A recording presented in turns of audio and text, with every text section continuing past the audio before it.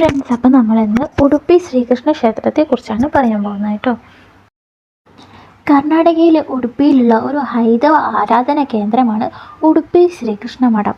ഒരു ആശ്രമാന്തരീക്ഷത്തിലാണ് ക്ഷേത്രം സ്ഥിതി ചെയ്യുന്നത്. പ്രധാന ക്ഷേത്രത്തിന് സമീപത്തായി ഏകദേശം 1000-ലേറെ വർഷം പഴക്കമുള്ള ഉടുപ്പി അനന്തേശ്വര ക്ഷേത്രം ഉൾപ്പെടെ നിരവധി ആരാധനാ കേന്ദ്രങ്ങളുണ്ട്. ക്ഷേത്രത്തിൻ്റെ പ്രധാന നിർമ്മിതികളെല്ലാം കരിങ്കല്ലിലാണ്. എങ്കിലും ഇപ്പോഴത്തെ നവീകരണ പ്രവർത്തനങ്ങളിൽ കോൺക്രീറ്റ് നിർമ്മിതികളുമുണ്ട്. ക്ഷേത്രത്തിന് കിഴക്ക് ഭാഗത്തുള്ള വിശാലമായ കുളവും അതിലെ ശില്പങ്ങളും ശ്രദ്ധേയമാണ്.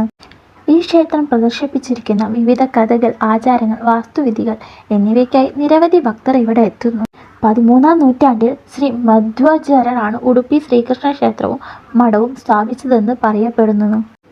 വേദാന്തത്തിൻ്റെ ദ്വൈത വിദ്യാലയവും അദ്ദേഹം സ്ഥാപിച്ചു. മധ്വാചാര്യർ ശ്രീകൃഷ്ണന്റെ വിഗ്രഹം കണ്ടെത്തിയത് ഗോപീചന്ദനത്തിൻ്റെ ഒരു വലിയ പന്തിൽ ഒരു തരം ചന്ദനത്തിൽ നിന്നാണെന്ന് വിശ്വാസം.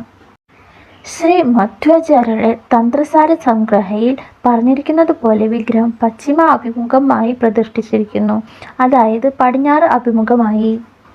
കൂടാതെ മറ്റ് അഷ്ടമുത്തങ്ങളിലെ മറ്റെല്ലാ വിഗ്രഹങ്ങളും പടിഞ്ഞാറോട്ട് അഭിമുഖമായി നിൽക്കുന്നു.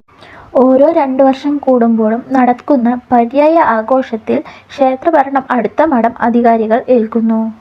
ഉടുപ്പി ശ്രീകൃഷ്ണ ക്ഷേത്രം സന്ദർശിക്കുന്നത് കർണാടകയിലെ മറ്റ് ചരിത്ര സ്മാരകങ്ങളുമായി സംയോജിപ്പിക്കാം.